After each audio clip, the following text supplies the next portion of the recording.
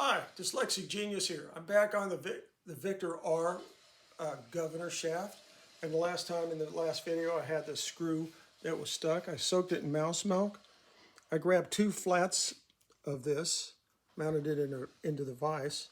Now I can come in here, grab the screw, and literally push down and get it loose. There we go.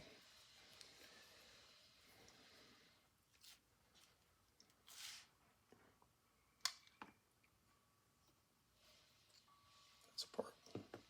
So now we have that apart. The next thing we have to do on the governor is we have a spring, a screw, and a weight. We need to take all these apart, and then we need to clean the dirt off here, clean these down. And then you want to check for cracking right in here, because the governor spring does this all the time. And then you'll reassemble this just back the way it was. So you go, the spring will go on like this with the 2 little things sticking up.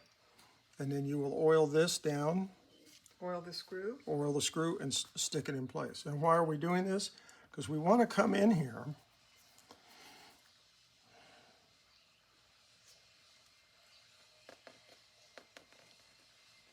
now that this won't come apart.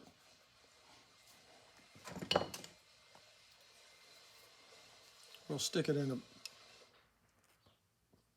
just like that. Hold it in the round area of the pliers. I've done this before.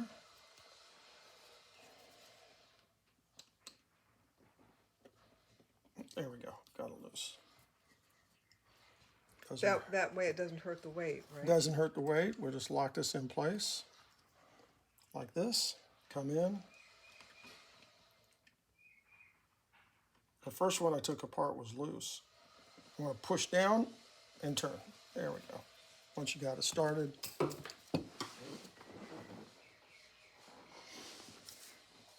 you can hold these in your hand and take them apart.